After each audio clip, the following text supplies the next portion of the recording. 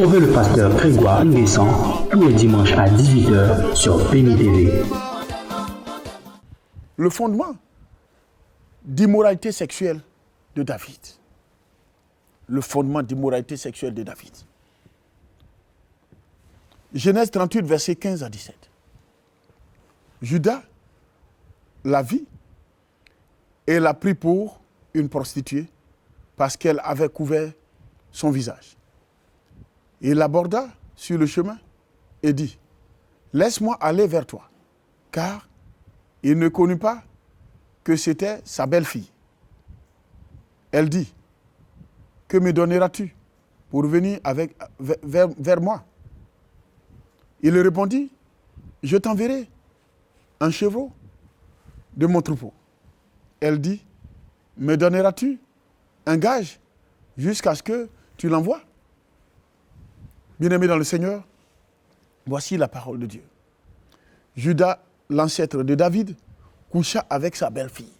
Regarde, ça c'est un fondement terrible, un fondement grave, terrible, d'immoralité sexuelle dans la maison de David.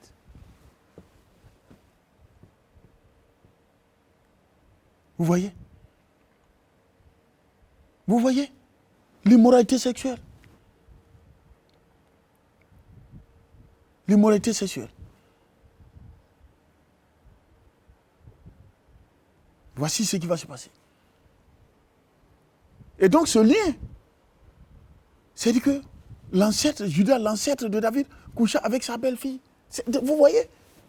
Donc ça dit que la chose est dans la maison de David. Tout à l'heure, avec les Écritures, nous allons voir. L'ancêtre a fait.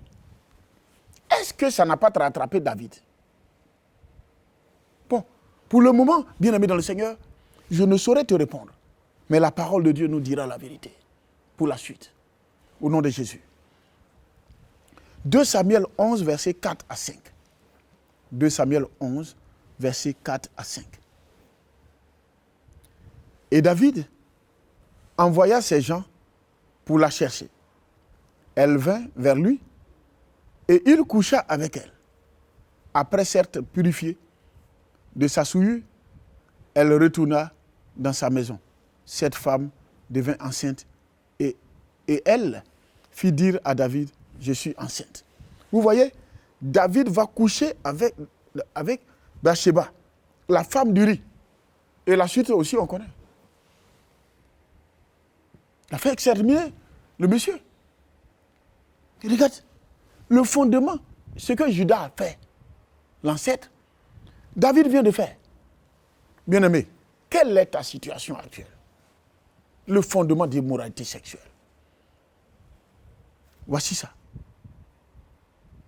Judas a fait. David a fait. Est-ce que, bien-aimé dans le Seigneur, ce fondement démoniaque, satanique, là, ce fondement négatif, là, est-ce que ça s'est arrêté là? Est-ce que ça n'a pas continué? Bon, d'accord. Bien-aimé, parcourons la parole de Dieu. Et nous allons voir. Le Seigneur est fidèle. Samuel 11, versets 4 à 5. Tout à l'heure, on a lu par rapport à l'immoralité de David. Maintenant, 2 Samuel 13, verset 14. 2 Samuel 13, verset 14. Mais, il ne voulut pas l'écouter. Il lui fit violence, la déshonora et coucha avec elle. Qu'est-ce qui s'est passé là? Amnon, fils de David, coucha avec Tamar, sa sœur. Ah, bien-aimé, là c'est compliqué. Judas, l'ancêtre, a posé l'acte, David a posé, et là maintenant Amnon, fils de David, coucha avec Tamar, sa propre sœur, sa sœur. Homme frère, ça existe aujourd'hui. Dans l'église même des fois. Ou même dans nos familles, que tu sois chrétien ou pas. Des fois, quand on se retrouve, tout ce papier, c'est des conneries, des péchés. Et le péché surabonde. Et donc, bien aimé, l'immoralité sexuelle, ça est là. Regarde ce lien. Depuis l'ancêtre, ça va descendre progressivement. Et le parcours triste. Et c'est-à-dire que cette triste réalité ne fait qu'avancer et détruire. Bien-aimés dans le Seigneur, est-ce que ce fondement d'immoralité s'est arrêté? Nous allons encore sonder les Écritures. Pour dire que, homme frère, quand on parle de fondement, c'est ça, c'est la réalité qui est là. Certainement pour toi, ce n'est pas un fondement d'immoralité, mais il y a autre chose. Il y a des choses qui sont dans la famille et tu vois ce que le grand-père a vécu, le père a vécu et aujourd'hui toi tu vis. Ce que l'aïeul a vécu, le papa a vécu, la grand-mère, tout ça, ça est dans les familles maternelles, familles paternelles, dans les villages. Et des fois, on découvre les choses, mais sans solution. Il faut savoir que Jésus-Christ est la solution. C'est Jésus-Christ qui est la restauration des fondements. C'est lui qui restaure les fondements et c'est lui qui est la restauration des fondements. Et donc, bien aimé, 2 Samuel 16, verset 22. On dressa pour Absalom une tente sur le toit. Et Absalom alla vers les concubines de son père, aux yeux de tout Israël. Hein? Bien-aimé dans le Seigneur. Mais c'est grave. C'est-à-dire que Absalom, fils de David, coucha avec les concubines de David. C'est-à-dire qu'il est allé avec femme de son papa. Mais c'est grave. Regarde le fondement d'immoralité qui a commencé depuis l'ancêtre. C'est descendu négativement. C'est-à-dire que moins l'infini. Chaque fois, c'est-à-dire que c'est une triste réalité. Bien-aimé dans le Seigneur, il faudrait que tu saches que le Seigneur est capable de mettre fin à tout ce qui est fondement négatif. Regarde. Ce que tu vis là. Tu dis non, je suis...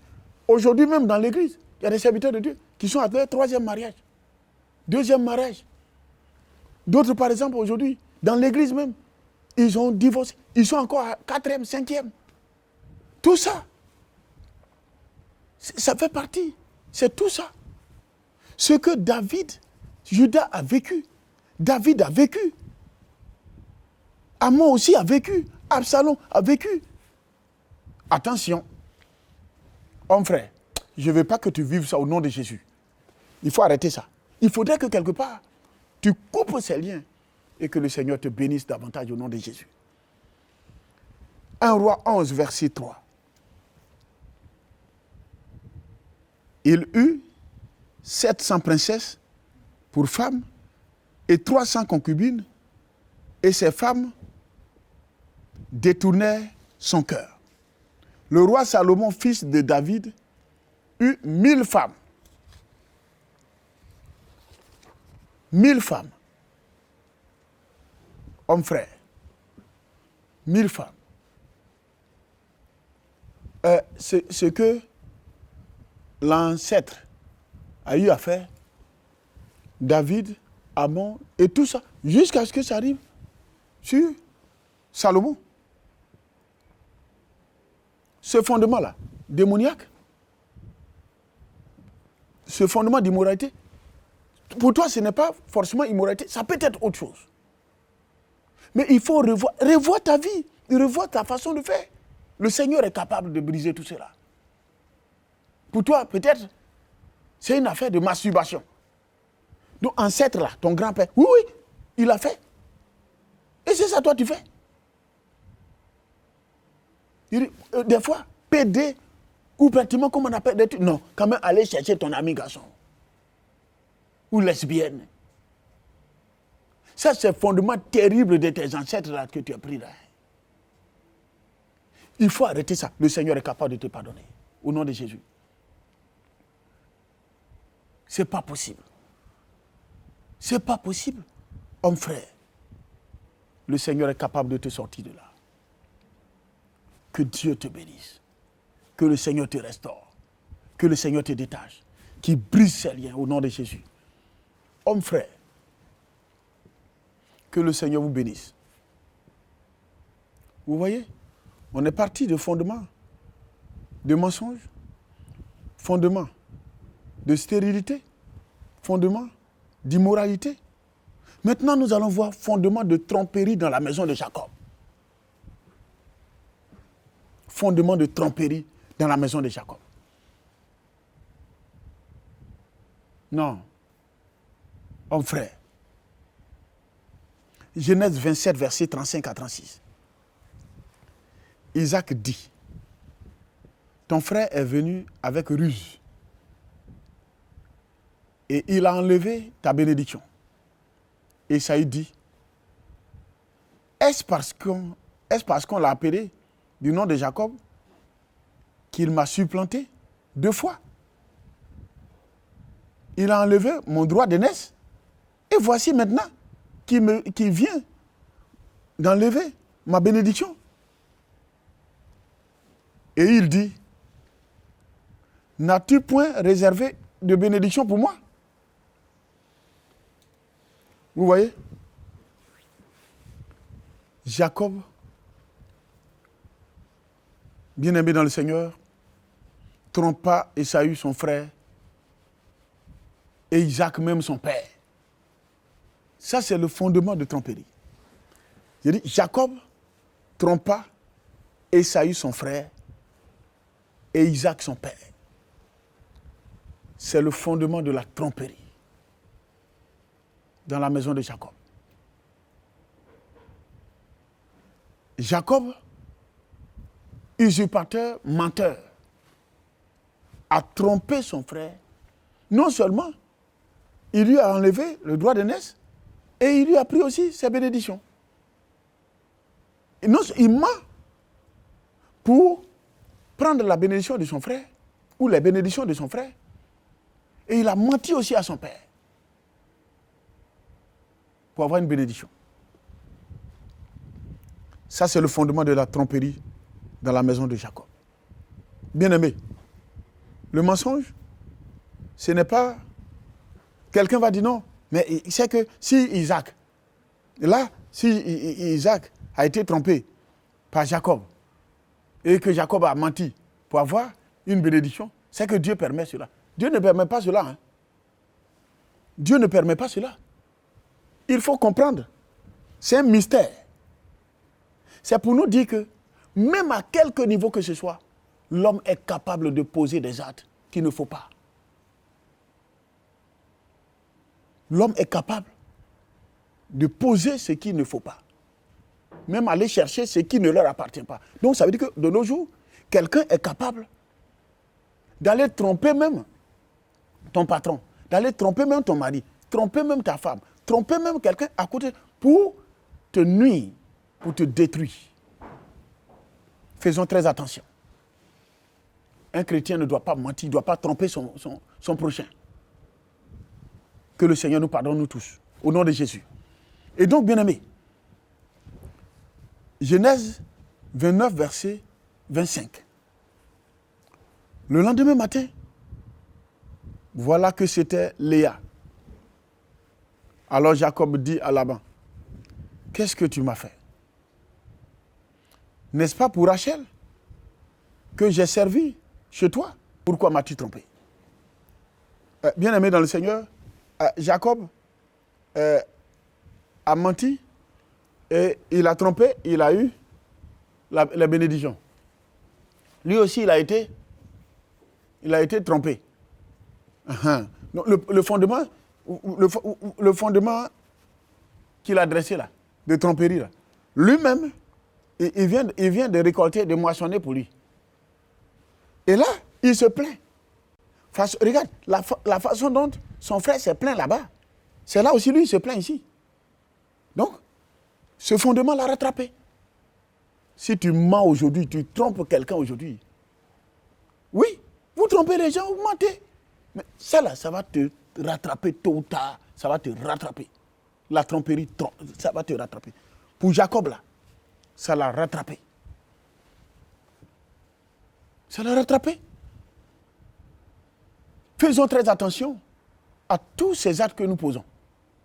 Les tromperies rattrapent. Jacob a trompé Jacob est trompé. Et donc à ce niveau, est-ce que ça s'est arrêté là? Bon, on continue. Genèse 31, versets 26 à 27. Alors Laban dit à Jacob, qu'as-tu fait? Pourquoi m'as-tu trompé? Et amènes-tu mes filles comme des captives par l'épée? Pourquoi as-tu pris la fuite en cachette? M'as-tu trompé? Et ne m'as-tu point averti? Je t'aurais laissé partir au milieu des réjouissances et des chants, au son du tambourin et de la harpe. Bien-aimé, Genèse 31, versets 26 à 27. Alors Laban dit à Jacob, qu'as-tu fait? Regarde, pour dire simplement, juste pour te dire, ça n'a même pas tardé. Jacob a trompé son frère Ésaü et a trompé son papa. Laban a trompé Jacob. Et donc, comme on le dit dans le monde, le trompeur trompé. Et dans cette position, voici que maintenant, ce qui va se passer, Jacob lui-même, qui était, lui, en fait, Laban ne savait pas que Jacob lui-même, c'est le professionnel des trompeurs. En fait, la tromperie, là, son domicile, là, c'est chez Jacob.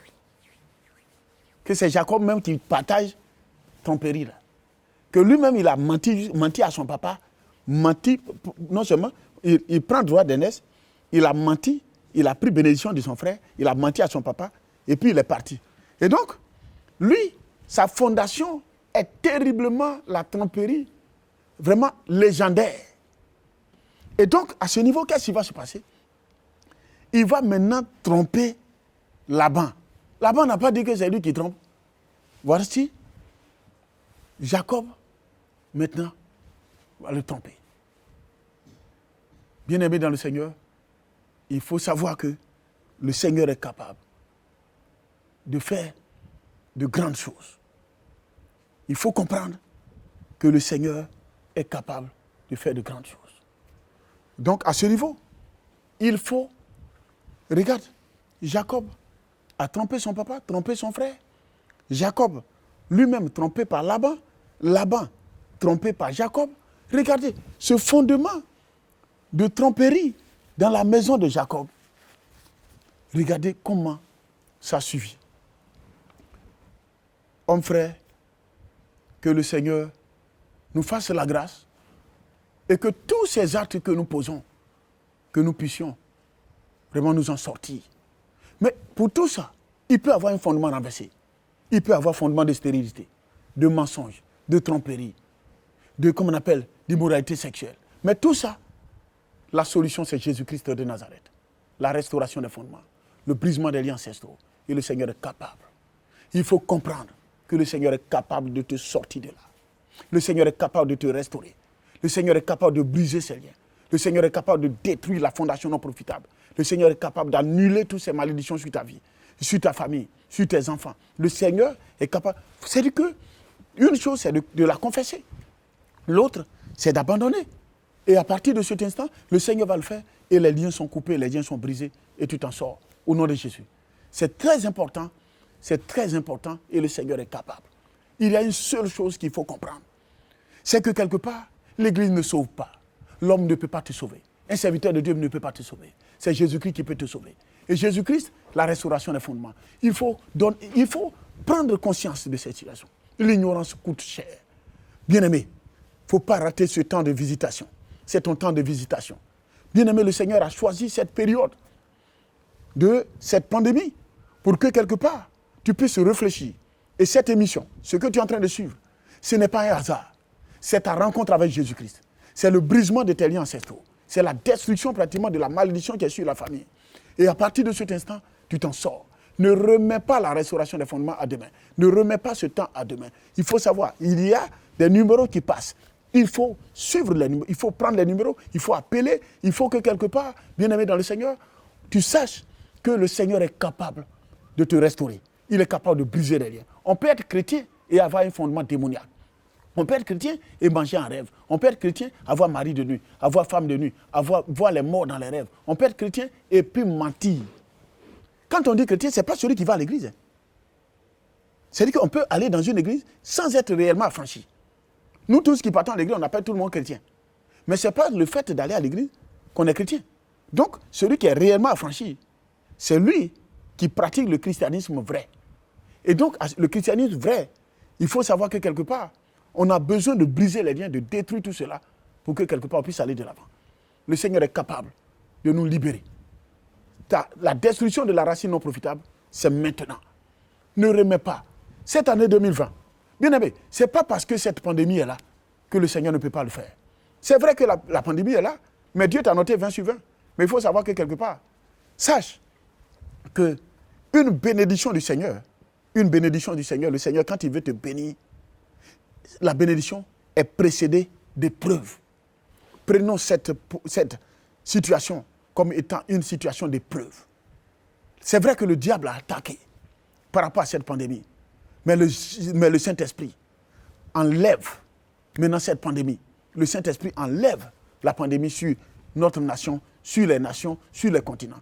Il faut comprendre que le Seigneur est capable de guérir ton pays. Il est capable de te guérir, il est capable de t'éviter même, de contracter même, comme on appelle, cette pandémie. Mais il faut savoir que tu n'as pas besoin d'avoir peur. Tu n'as pas besoin d'avoir peur. Ne sois pas triste, ne sois pas angoissé. La psychose, bien aimé, il ne faut pas divulguer pratiquement des informations inutiles, des mensonges. Il faut rester ferme dans la foi. Reste ferme dans la foi. Le Seigneur est capable, il est avec toi. Il est dit, partout où tu passes, bien aimé dans le Seigneur, il faut respecter ce que les autorités nous disent. Les autorités nous demandent, bien aimé, de respecter une distance d'1 mètre. Il faut respecter. Ça n'a rien à voir. Jésus même a respecté à des moments donnés pour ne pas que le peuple, c'est-à-dire que les gens puissent l'écraser. Il était obligé de demander à son serviteur d'avancer un peu dans la barque.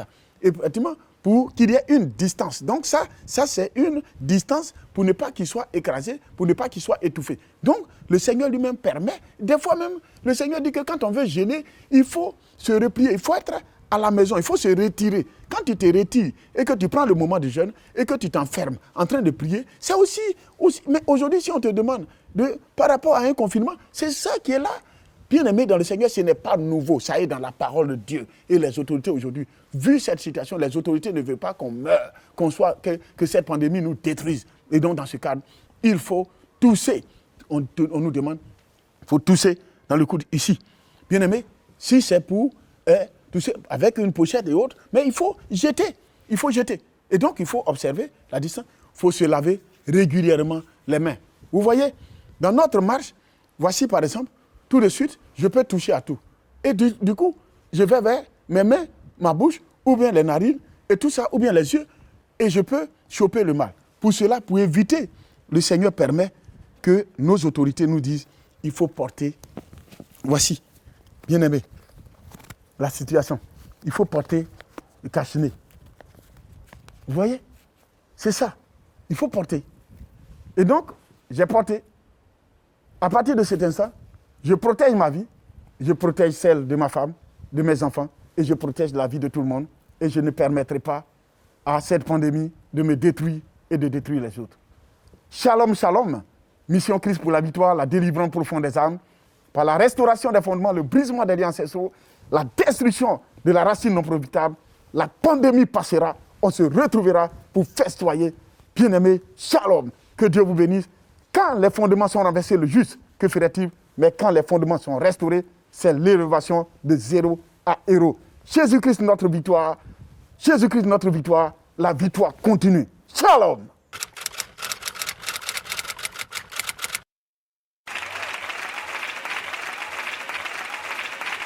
Merci.